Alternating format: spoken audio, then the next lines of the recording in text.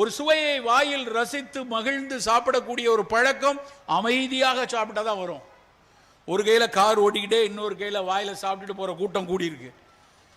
அவசர அவசரம் பரபரன்னு எதை திங்கிறோன்னு தெரியாமல் காலங்காத்தால திருட்டு வர்ற கூட்டமும் இருக்கு.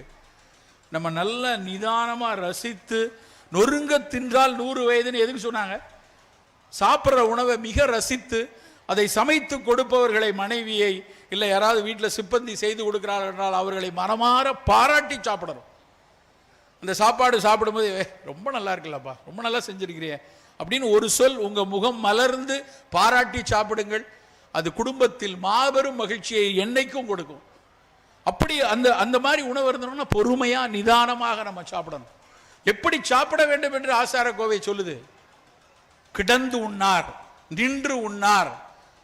நின்றுட்டு திங்காத, படுத்து கிடந்து சாப்பிடாதேங்கிறான். ஆனால் இன்னைக்கு பெரிய பெரிய பணக்கார வீட்டு திருமணங்களில் கையில் பிச்சைக்கார மாதிரி தட்டை ஏந்திட்டு போய் புஃபே எல்லாத்தையும் அள்ளி போட்டு சாப்பிட்றது பெரிய கலாச்சாரமாயிருச்சு. உணவு அப்படின்னா நல்லா கீழே உட்காந்து சம்மணம் கூட்டி சாப்பிடணும். சரி, சம்மணம் கூட்டி சாப்பிட வேண்டாம், அட்லீஸ்ட் சேரில் உட்காந்து அது சாப்பிடணும். நின்றுக்கிட்டே அறக்க பறக்க சாப்பிட்றது சாப்பாடு இல்லை சார். அதில் என்ன சார் நடந்துட போகுது, அது என்ன பண்ணிடும் அப்படின்னு நினைக்கிறோம். நின்று இருக்கும்போது உடலில் இருக்கக்கூடிய ஃபிசியாலஜியும் உட்கார்ந்து இருக்கும்போது ஃபிசியாலஜியும் வேற கொஞ்சம் மாறும். அப்போ அமர்ந்து சமணம் கூட்டி உட்கார்னா என்ன அர்த்தம்? சமணன் போல். சமணன் தான் இப்படி காலை இப்படி மடிச்சு இப்படி உட்கார்ந்தான், அதுதான் சம்மணம் கூட்டின்னு வந்துருச்சு. நம்ம காலை இப்படி மடிச்சு உட்கார்ந்து அந்த சமணனுடைய போஸ் அதுதான் பின்னாடி வந்துருச்சு. அப்படி சாப்பிட்டு கொண்டிருந்த நாம் அறக்க பறக்க ஓடி சாப்பிடுவதிலிருந்து வெளியேறணும்.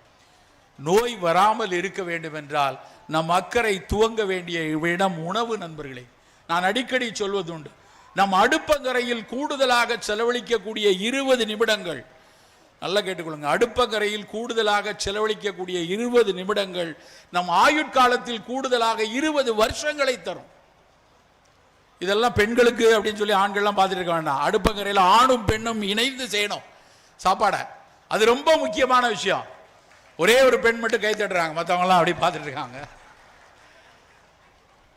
ஏன்னா நம்ம பல விஷயங்களில் பகுத்தறிந்து மேலே முன்னாடி வரோம். ஆனால் என்ன, இன்னைக்கு வரைக்கும் அடுப்பங்கரையில் நான் நிறைய நேரம் காலையில் எங்கள் ஊர் பக்கத்தில் ஒரு ஏரி இருக்குது, அதில் தான் நடக்க போவேன்.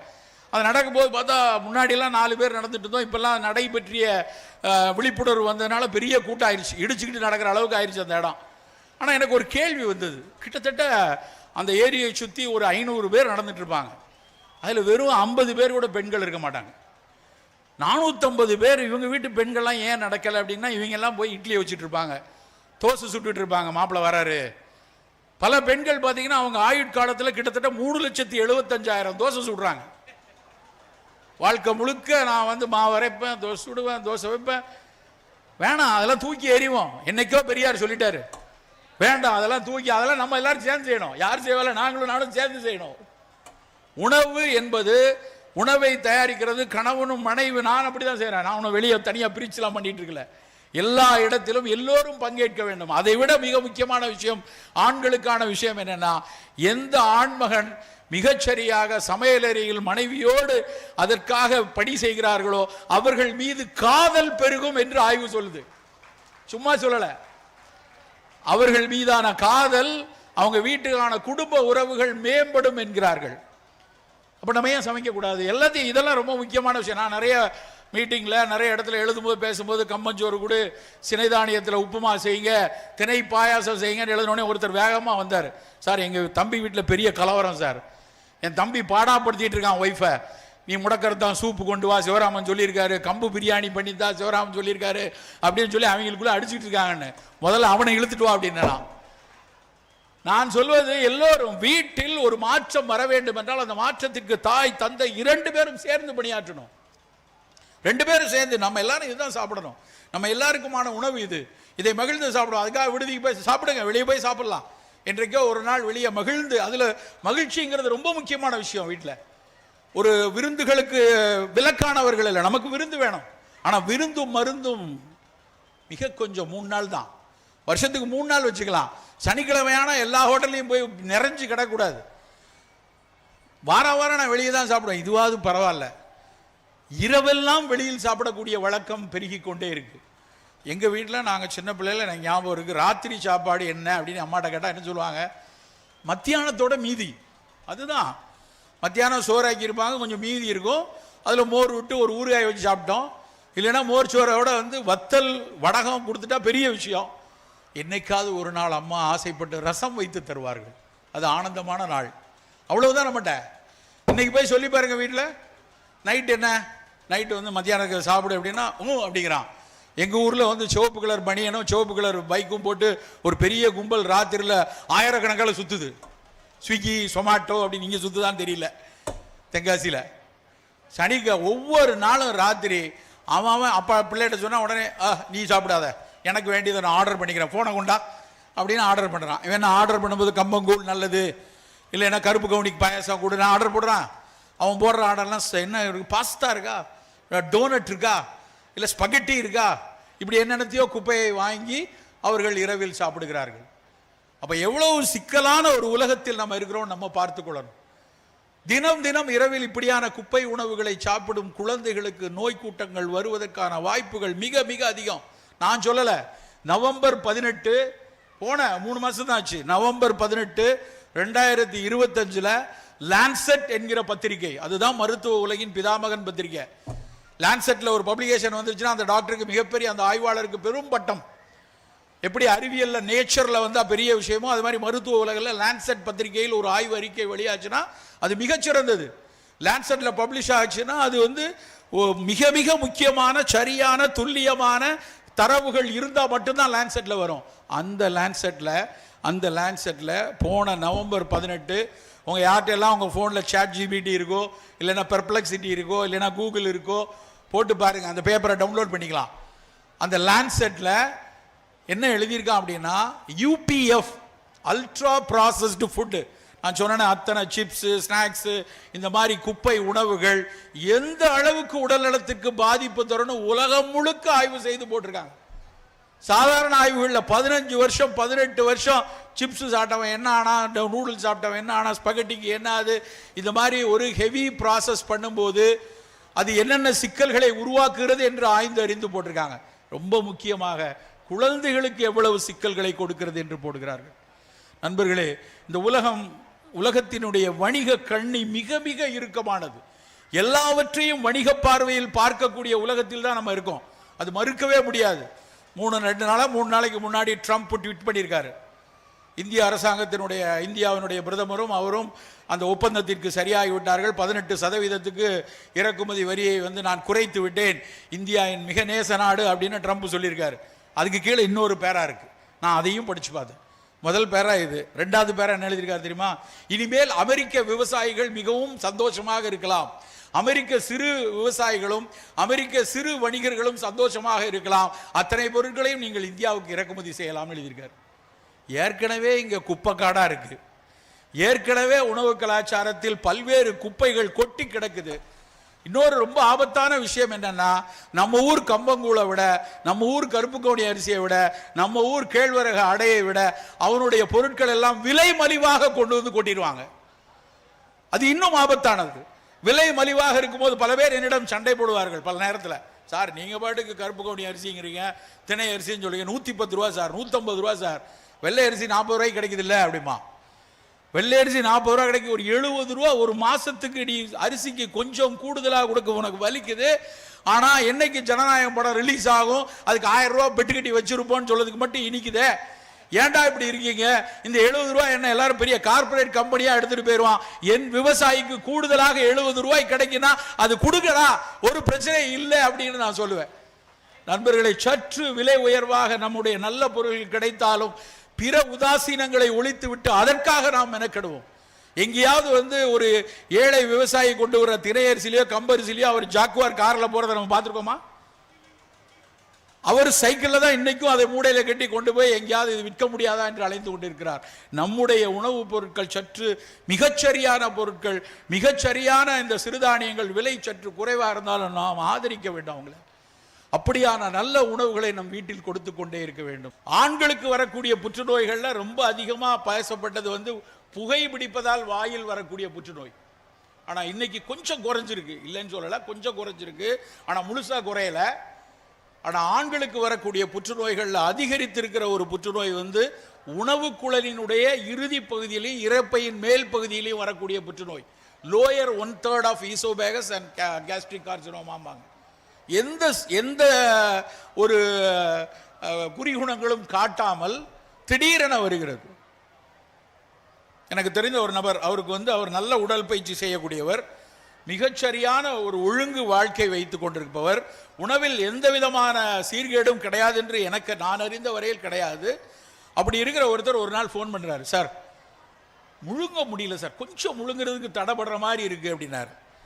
ஒரு தண்ணி அவங்க மனைவி ஃபோனை வாங்கி இட்லி சாப்பிடும்போது தண்ணியை நடுவில் குடிக்கிறாருங்க அப்படின்னாரு. எனக்கு பக்குனுச்சு. உடனடியாக போய் நீங்கள் ஒரு குடல் மருத்துவரை பார்த்து ஒரு எண்டோஸ்கோபி போட்டு பார்த்துருங்க. ஏன் சித்தா டாக்டர்னு உங்கள்கிட்ட கூப்பிட்டு நீங்கள் உடனே டக்குன்னு இங்கிலீஷ் டாக்டர் மாதிரி போய் அதை போய் டெஸ்ட் பண்ணுறீங்களே அப்படின்னாங்க. டாக்டர் எந்த டாக்டராக வேணாலும் இருக்கலாம், நோய் ஒன்று தான். நோயை மிகச் சரியாக கணிப்பது தான் மருத்துவனின் முதல் கடமை. அதுக்கப்புறம் என்ன சிகிச்சைன்னு அப்புறம் முடிவு பண்ணலாம். நீங்கள் போய் உடனே இன்னைக்கு எண்டோஸ்கோப் பாருங்கன்னு. அவர் சற்று அரை மனதோடு தான் கொஞ்சம் ஏதாவது மருந்தெல்லாம் பார்த்து சரியாகலைன்னா போகலாமான்னார். இல்லை நீங்கள் பார்த்துருங்க, யோசிக்க வேண்டாம், இது என்ன ஒரு சின்ன மிட்டாய் முழுங்கிற மாதிரி அந்த ஸ்கோப்பு, அழகாக பார்த்தா தெரியும். மேலை நாடுகளில் நண்பர்களே நல்லா புரிந்து கொள்ளணும், மேலை நாடுகளில் 50 வயதை தாண்டி அத்தனை பேருக்கும் வாயில எண்டோஸ்கோப் போடுறாங்க. குடல் வழியாக ஆசனாய் வழியாக கோலனோஸ்கோப் போட்டால் தான் இன்சூரன்ஸ் கொடுப்பான். கண்டிப்பாக பார்த்தாகணும். ரெண்டையும் பார்க்க சொல்கிறார்கள். நாம் ஏன் பார்க்கக்கூடாது, நீங்கள் போய் பாருங்கன்னு சொல்லி அவரை வலியுறுத்தி போய் பார்க்க சொன்னேன். பார்த்தால் சரியா நான் எதிர்பார்த்தபடியே உணவு குழலினுடைய இறுதி பகுதியில் 6 சென்டிமீட்டரில் இருக்குது. அது வரைக்கும் ஒரு அடையாளம் கூட இல்லை. மொத்த குடும்பமும் பதைத்து போயிடுச்சு. நல்ல வேளையாக அது சரியாக அந்த நேரத்தில் கவனிச்சிட்டோம் அப்படிங்கிறதுனால அதுக்கப்புறம் ஒரு 2-3 கீமோ கொடுத்து அது கொஞ்சம் சுருங்கினதுக்கப்புறம் மொத்த வயிற்று அந்த இறைப்பையவே கட் பண்ணி எடுத்தாச்சு. இன்றைக்கு அவர் கடந்த டிசம்பரில் அவர் மராத்தான் ஓடிட்டு வந்திருக்கார். அவ்வளோ மகிழ்ச்சியாக இருக்குது. ஒரு முழுமையாக அந்த நோய் சரியாயிடுச்சு. அதுக்கான உணவு பழக்கம் என்ன இருக்கணும், அதுக்கப்புறம் எப்படி எதிர்பார்த்தலை கொடுக்கணும், அந்த அறிவுரைகள் எல்லாம் நாங்கள் கொடுத்தோம். ஆனால் முதல் கட்டத்தில் அந்த அறுவை சிகிச்சையும் கீமோ சிகிச்சையும் மிக அவசியமாக இருந்துச்சு. இந்த நோய்கள் கூடிக்கொண்டே இருக்கக்கூடிய ஒரு உலகத்தில் நாம் அத்தனை பேர் இருக்கிறோம். அதில் மிக முக்கியமாக நம் அடுத்த தலைமுறை தான் இதில் பெரிய சிக்கல்ல இருக்கு. அந்த அடுத்த தலைமுறை இன்னைக்கு நல்ல பிள்ளைங்கள்லாம் மிகச்சிறப்பாக படிக்கக்கூடிய சூழல் அமைந்திருக்கிறது. எல்லாரும் இன்னைக்கு படித்துக் கொண்டிருக்க பிள்ளைகள் எல்லாரும் வாழ்வில் மிக உயர்ந்த இடத்தில் போவதற்கான கல்வி சூழல் தமிழகத்தில் அமர்ந்திருக்கிறது. எனக்கு ரொம்ப பெருமையா இருக்கும். நான் இப்போ ஒரு 2.5 மாதத்துக்கு முன்னாடி நான் அமெரிக்காவில் ஒரு இடத்தில் உரையாற்ற போயிருக்கேன். நான் உரையாற்றிய இடத்துக்கு அருகாமையில் தான் ஆப்பிள் நிறுவனமே இருக்கு. அவ்வளவு பேரும் படித்த இளைஞர்கள். அந்த மீட்டிங் நடக்கும்போது ஒரு தமிழ் சங்கம் நடத்துகிறார்கள். பெரிய கூட்டம், நிறைய பேர் தமிழர்கள், கொஞ்சம் ஒரு 100 பேர்கிட்ட வட மாநிலத்தவரும் வந்திருக்காங்க. அந்த அரங்கு அமைப்பாளர் என்கிட்ட சொன்னார், சார் நீங்கள் முழுசாக தமிழில் பேசாதீங்க, கொஞ்சம் ஆங்கிலத்தில் சில விஷயங்களை சொல்லணும்னாரு. நான் அவ்வப்போது பேசுகிறேன்னா நிறைய வட இந்தியர்கள் இருந்தாங்க. பேசி முடித்து கீழே இறங்கின உடனே எல்லாரும் வருவாங்க. வரும்போது வெளிநாட்டிலேருந்து பார்க்குறப்ப முதல்ல எல்லாரும் கேட்குற கேள்வி, சார் உங்களுக்கு எந்த ஊர்? சார் எனக்கு கூட திருநெல்வேலி, நீங்கள் திருநெல்வேலி பக்கம்னு கேள்விப்பட்டேன் அப்படின்னு சொல்லிட்டு யாராவது ஒருத்தர் வருவாங்க. அப்படி அத்தனை பேர் என்னன்னு எல்லார்ட்டையும் நீங்கள் எந்த ஊர், நீங்கள் எந்த ஊர்னு கேட்குறேன். வடநாட்டவர்கள் எல்லாம் சொல்கிறாங்க 3 ஊர் தான், பாம்பே, பூனே, பெங்களூர். இந்த 3 தவிர நான் எந்த ஊரையும் கேட்கல. யாரை கேட்டாலும் சார் பாம்பே, 1-2 பேர் டெல்லி சொன்னாங்க. பாம்பே, டெல்லி, பெங்களூர், புனே. ஆனால் நம்ம ஊருக்காரர் அவ்வளோ பேர் இருக்காங்க. நீங்கள் எந்த ஊர்? நான் குருவிகுளங்க. நான் தென்காசி பக்கத்தில் உங்களுக்கு தெரியாது அந்த ஊர். நான் விருதுநகர். நான் திருநெல்வேலி பக்கத்தில் மூலக்கரப்பட்டி. நான் சிங்கமுனரி. என்ன சொல்கிறது தெரியுமா? இந்த ஊரில், இந்த மாநிலத்தில் மட்டும்தான் பாரபட்சம் இல்லாமல் சமூக நீதியோடு கல்வி அத்தனை பேருக்கும் கிடைத்ததனுடைய விளைவுதான் அவன் அங்க கலிபோர்னியாவில் உட்கார்ந்து கோடு எழுதி கொண்டிருக்கிறாங்க. அவங்க அப்பா அம்மா பெரிய பணக்காரங்க கிடையாது. அவங்க கோடீஸ்வரங்க கொண்டு போய் உட்கார வைக்கல. கல்வி மட்டும்தான் அவர்களை அங்க கொண்டு செல்லும். கல்வி மட்டும்தான் அவர்களை கொண்டு சென்றிருக்கிறது. ஓமர் ஜோகி அப்படின்னு, ஓமர் ஜோகிங்கிறது போன வருடம் வேதியியல் துறைக்கான நோபல் பரிசு பெற்றவர். நோபல் பரிசு பெற்றவர்கள் அந்த நோபல் லாரேட் ஒரு லெக்சர் கொடுப்பாங்க. அது வீடியோ ஃபைல் நம்ம நெட்டில் பிடிச்சி பார்த்தீங்கன்னா பார்க்கலாம். எல்லா நோபல் லாரேட்டும் பேசுவாங்க. ரொம்ப அழகாக இருக்கும். தத்துவ ரீதியான அவர்கள் உரையாடல். ஒரு துறையினுடைய மாபெரும் ஆளுமை, உலகளாவிய ஆளுமை என்று உலகம் கொடுக்கக்கூடிய பரிசு அந்த நோபல் பரிசு. அப்படி அந்த கெமிஸ்ட்ரிக்கு வாங்கின ப்ரொஃபஸர் ஓமர் ஜோகி. ஓமர் ஜோகி பேசுகிறார். அவருடைய கெமிஸ்ட்ரி மிகப்பெரிய விஷயம். மெட்டாலிக் ஆர்கானிக் ஃப்ரேம் ஒர்க் அப்படிம்பாங்க, MOF அப்படிம்பாங்க. கெமிஸ்ட்ரி படித்தவங்களுக்கு அதனுடைய வரலாறு தெரியும். அது படிக்காமல் யாரும் வர முடியாது. MOF படிக்காமல் MSc கெமிஸ்ட்ரி படிக்க முடியாது. அதை நமக்கு புரிந்து கொள்ளக்கூடிய ஒரு வகையில் சொல்ல போனால், ஒரு தேன் அடை இருக்கிறது அல்லவா, அந்த தேன் அடையில் அந்த அடையில் இருக்க தேனை பூரா எடுத்துட்டு அந்த அடையுடைய எடை வந்து வெறும் வந்து ஒரு 300 கிராம் தான் இருக்கும். 300 கிராம் உள்ள எடையுள்ள தேன் அடை 50 கிலோ தேனை எப்படி வைத்து கட்டிக்கிட்டு தொங்குது? இதுதான் அதனோட லாஜிக்.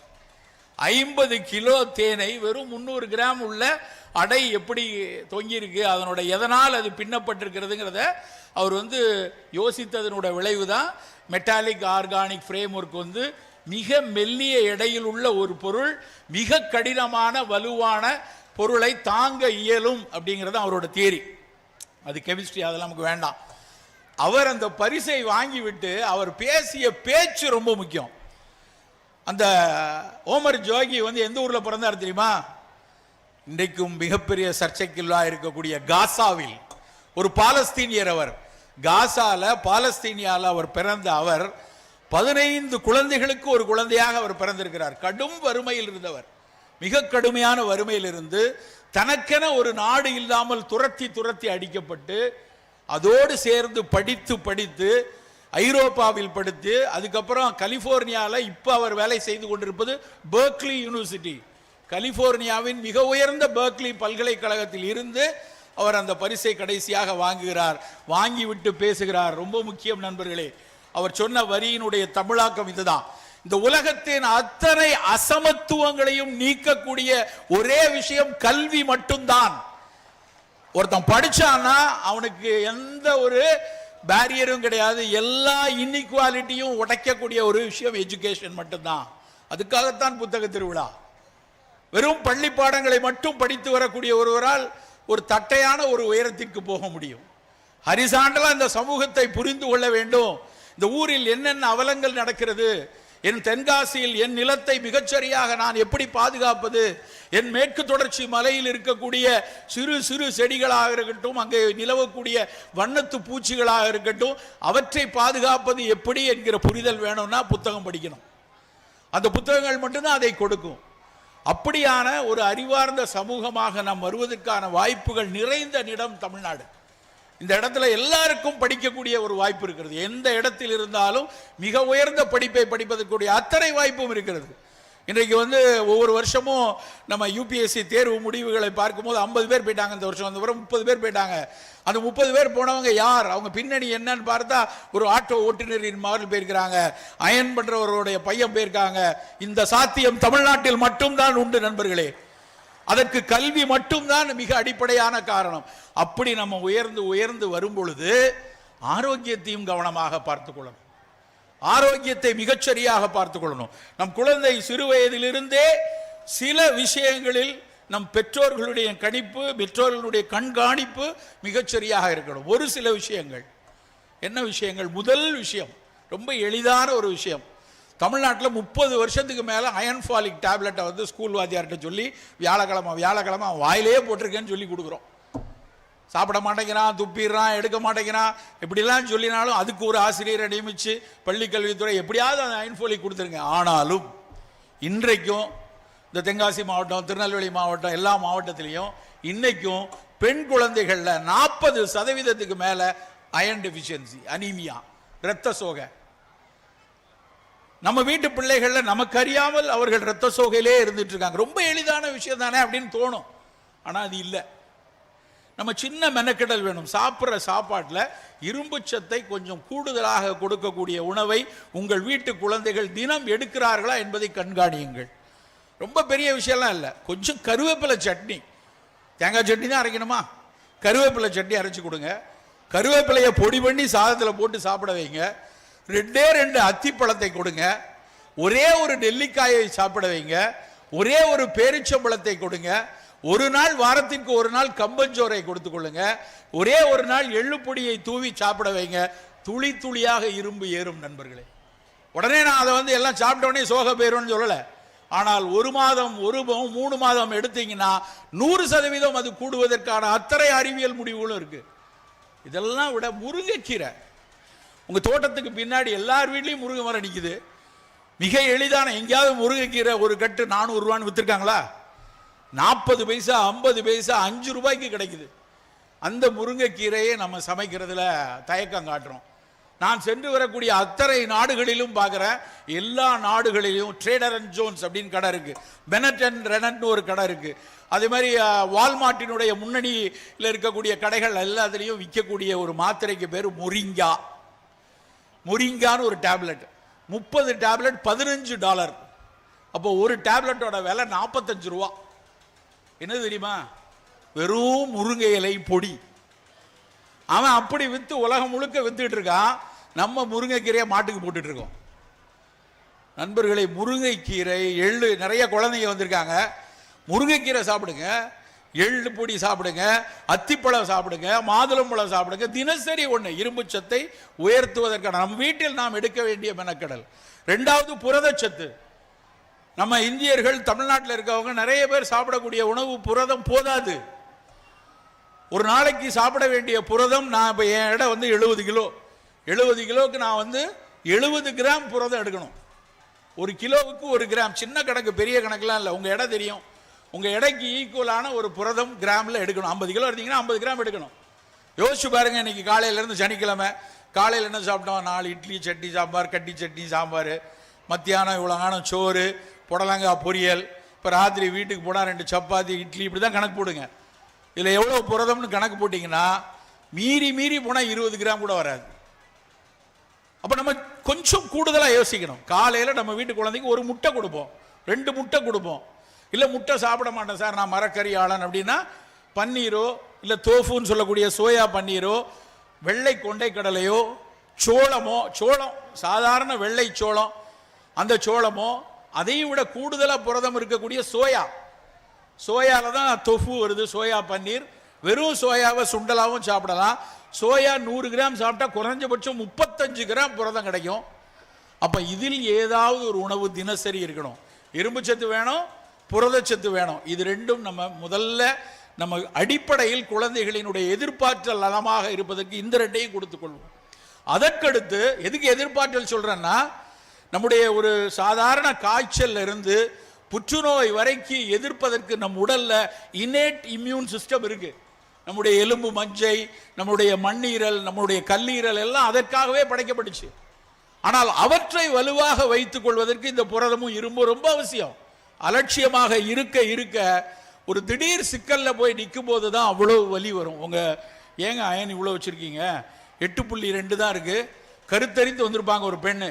கருத்தரித்து வந்திருக்க பெண்ணுக்கு வந்து வெறும் அயன் கம்மியா இருக்குன்னா பதப்பதைக்கும். மொத்த நிர்வாகமே ஒரு அரசாங்கத்தில் இருந்து எல்லாரும் வந்து அயன் டெபிஷியன்சி குறைவா இருக்குன்னா ரொம்ப பதப்பதைப்போம். ஏன்னா பிரசவ காலத்தில் வரக்கூடிய அத்தனை சிக்கல்களுக்கும் அடிப்படை இரும்பு தான்.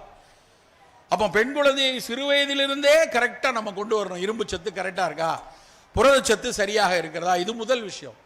2வது விஷயம், இந்த வருங்காலத்தில் வரக்கூடிய நான் கம்யூனிகபிள் டிசீஸ். வருங்காலம்லாம் ரொம்ப தள்ளி இல்லை. நாங்க படிக்கும் போது அதெல்லாம் ஜீரியாட்ரிக் எயில்மெண்ட், சக்கரை, ரத்த கொதிப்பு முதுமையில தான் வரும். ஆனா இன்னைக்கு அப்படி இல்லை. 25 வயசு 30 வயசுல நிறைய பேரை சக்கரை வியாதியும் ரத்த கொதிப்பும் எட்டி பிடிக்கிறது. சக்கரை வியாதி கட்டுப்படாதவர்களுக்கு தான்.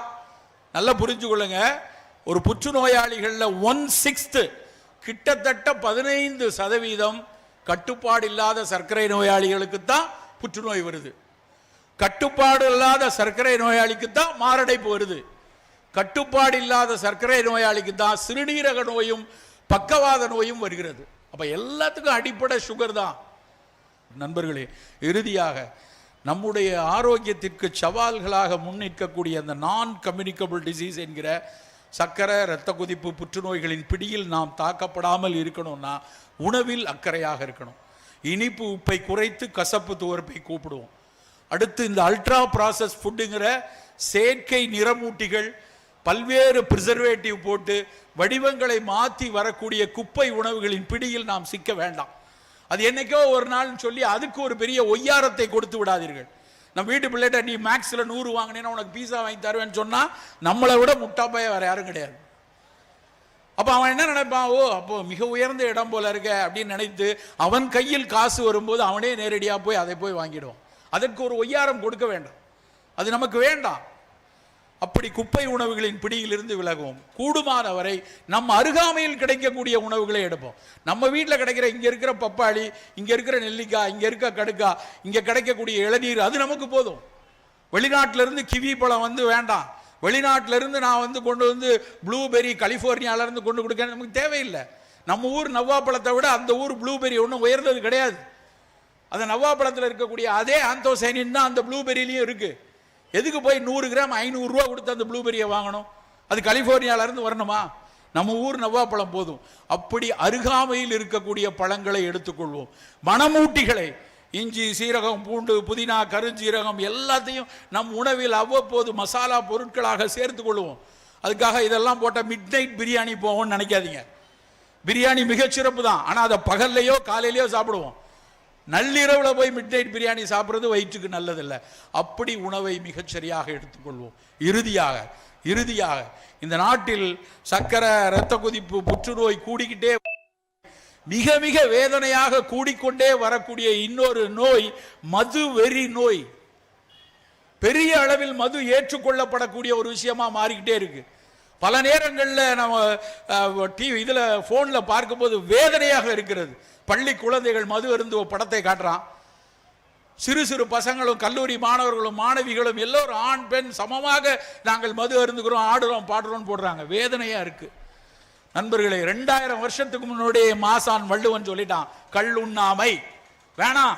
ஔவையார் கல் குடிச்சவங்க தான், அதை பற்றும் படிச்சிருக்கோம். ஆனா அதை படித்த அதே சமூகத்தில் ஆசான் வள்ளுவன் சொல்றான், வேண்டாம் கல்.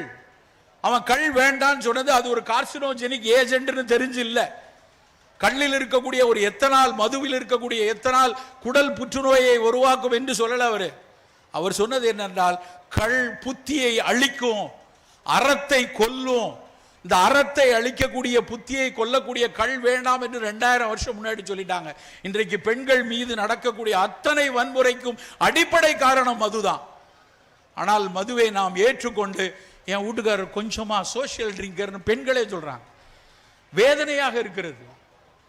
வேண்டாம் நண்பர்களே, ஒருபோதும் மது வேண்டாம். ஆண்களே, மதுவை ஏற்றுக்கொள்ளாதீர்கள். பெண்களே, மது அருந்துபவர்களை ஒருபோதும் ஏற்றுக்கொள்ளாதீர்கள். நன்றி, வணக்கம்.